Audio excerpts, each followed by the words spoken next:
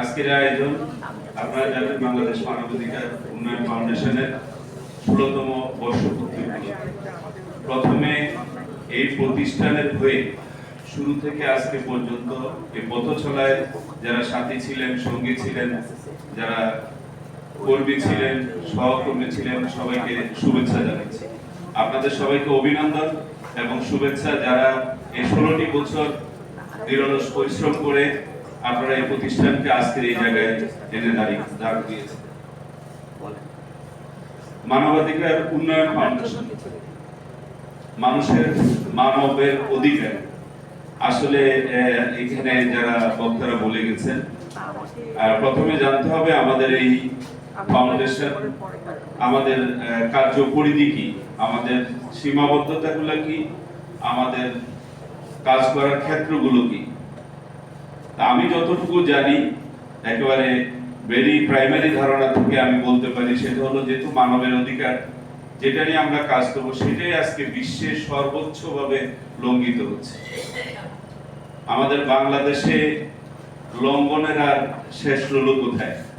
যেখানে যাদের অধিকার নিয়ে একটু আগে আমার এখানে কায়েস ভাই বলে গেলেন যে যারা অন্যদের অধিকার প্রতিষ্ঠা করবে, যারা দারিদ্র সীমার নিচে অবস্থান করছে, যারা নিজেদের অধিকার নিজে প্রতিষ্ঠা করার ক্ষমতা হারিয়ে ফেলেছে, যারা পক্ষাঘাতগ্রস্ত, সমাজের একটা শ্রেণী যারা অন্যদের দিকে তাকিয়ে থাকে, আর যাদের দিকে তাকিয়ে থাকে তারা কিন্তু অধিকারটা হরণ করছেন, লঙ্ঘন করছেন, প্রতিষ্ঠা করছেন না।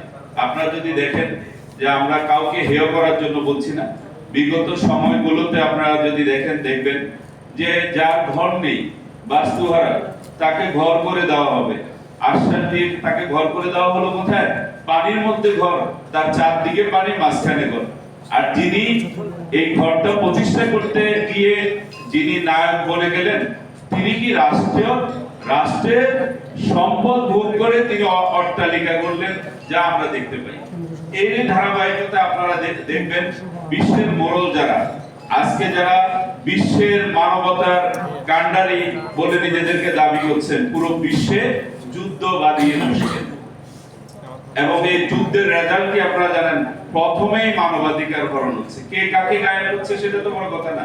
প্রতিদিন আমরা খবর দেখতে পাচ্ছি এতজন মারা গেলেন, এতজন মারা গেলেন, এতজন মারা গেলেন।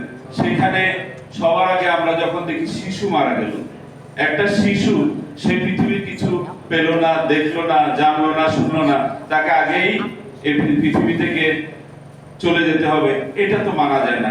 এই যে মানুষের অধিকার হরণ করছে, সেখানে একটা শ্রেণী দাঁড়াতে হবে যাদের সামর্থ্য আছে, যোগ্যতা আছে, তারা কি করবে? ওদের অধিকারগুলো প্রতিষ্ঠা করবে। তা আমি একটু আজকের এই আয়োজনের বিপরীতে গিয়ে একটু দাঁড়িয়ে কথা বলি, যদি আপনারা মনে কষ্ট না নেন। আজকে যদি এখানে কোনো রাজনৈতিক প্রোগ্রাম হতো বাংলাদেশে, আজকে যদি এখানে অন্য যে কোনো প্রোগ্রাম হতো, এখানে তিল ধারণের ঠাঁই হতো না, এখানে একটা চেয়ারও খালি থাকতো না, এখানে মুহুর্মুহ হাতে তালি দিয়ে বিল্ডিং এই অবকাঠামোকে প্রকম্পিত করা হতো। কিন্তু এখানে আজকে যারা এসেছেন, তারা আমরা আসছি চট্টগ্রাম থেকে, নিজ তাগিদে নিজের অবস্থানকে জানান দিতে। এখানে আরো যারা এসেছেন বিভিন্ন জেলা থেকে, আমি সবাইকে সাধুবাদ জানাচ্ছি। এরা কারা? এরা কি কিছু পাওয়ার আশায় আসছে? এরা কি এদেশের নায়ক হবে, এদেশের রাষ্ট্রনায়ক হবে, রাষ্ট্রযন্ত্রকে নিয়ন্ত্রণ করবে? না, এরা চাচ্ছে নিজেদের সীমাবদ্ধতার বাইরে গিয়ে যতটুকু সামর্থ্য আছে, যতটুকু যোগ্যতা আছে, এটা দিয়ে যারা অধিকারটাকে প্রতিষ্ঠিত করতে পারছে না নিজের যোগ্যতা, তাদের পাশে দাঁড়াতে। তো যাই হোক, এই কাজটা কিন্তু এত সোজা না, এই কাজটা খুব কঠিন।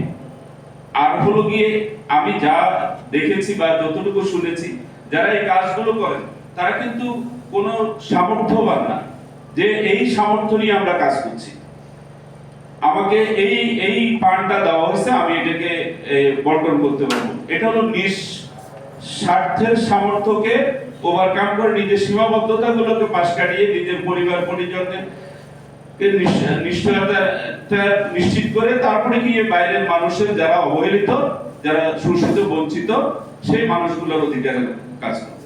আরেকটা ব্যাপার হলো গিয়ে আমরা যতই সভ্যতার দিকে যাচ্ছে, একটা কথা আছে, civilisation means breaking of nature.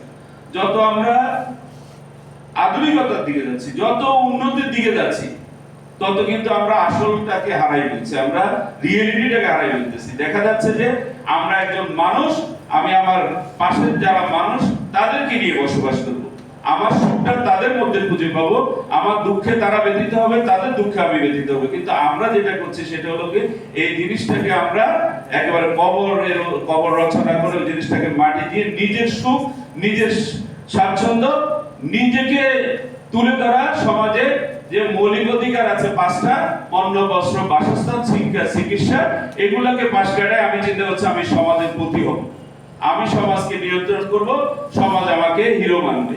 তা আমরা আসলে হিরো হইতে পারবো তখন যখন আমি যে সমাজে আছি, আমি এই বিশ্বে মানুষ রূপে আসছে 18,000 মুখলেখাদের মধ্যে আমাকে সৃষ্টিকর্তা সর্বশ্রেষ্ঠ জীব করে পাঠিয়েছে। আমি যাদেরকে নিয়ে সর্বশ্রেষ্ঠ জীব হলাম, এদের সবাইকে নিয়ে আমি সুখে আছি কিনা, শান্তিতে আছি কিনা, তাহলে আমার নিজের সুখ আমি খুঁজে পাবো। তো যাই হোক, এখানে আর বেশি কথা বলার প্রয়োজন বোধ করছি না। এখানে যারা আছেন সবাইকে সাধুবাদ জানাচ্ছি, আজকের আয়োজক যারা আছেন তাদেরকে আবারও ধন্যবাদ জানাচ্ছি। বাংলাদেশ মানবাধিকার উন্নয়ন ফাউন্ডেশনের জন্য একটা জোর হাততালি চাইতে পারি। 16 বছর